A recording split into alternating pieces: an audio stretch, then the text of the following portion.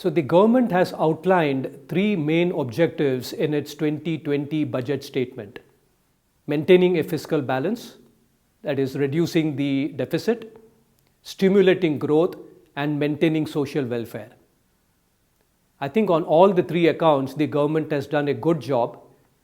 Let's look at the fiscal balance.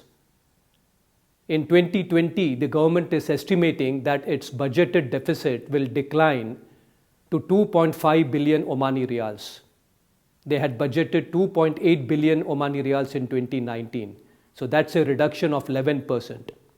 If you look at the trend in the budgeted deficit and the actual deficit, it has been declining over the last 5 years. So that's again a good achievement. In terms of the growth, the government's focus is on maintaining its investment spending. They also call it development spending. The government has confirmed that during 2020, they would be spending, along with the state-owned enterprises, an amount of approximately Omani Riyals 5.3 billion. One of the important budget statements of the Ministry of Finance is the fact that if the economy has to grow and generate employment, the private sector has to contribute. And in that regard, last year, Oman came out with a number of new legislations.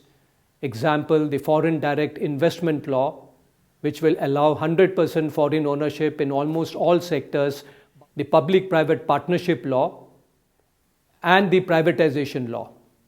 All these are expected to generate significant interest from the private sector in investing in the Oman economy. Now, in terms of the oil revenues, the government knows that it has not much leverage. The oil production cannot go significantly beyond the current levels given the OPEC quotas. So the government has focused on other revenues, principally gas, which is expected to go up during 2020 by 11%. That's quite a significant increase. And the non-oil and gas revenues, which are expected to go up by 13%.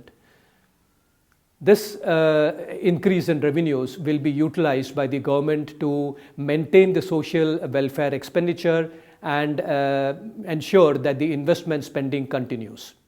So let's look at the non-oil and gas revenues, which the government expects to grow by 13%. A pleasing feature to most businessmen is the fact that there is no VAT revenues budgeted for 2020. However, we know that Oman cannot continue to defer implementation of VAT for too long.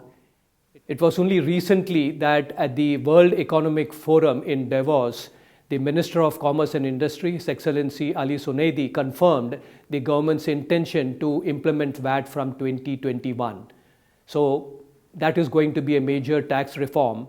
During 2019, the government introduced excise taxes, which helped to some extent generate additional revenues.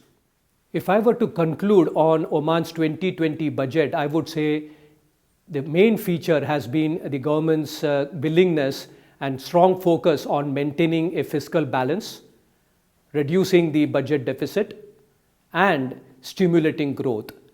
So we all can expect significant opportunities for the private sector given the new laws that were introduced and the regulations which are expected in the coming weeks and months. The opportunity is only to grow for the private sector.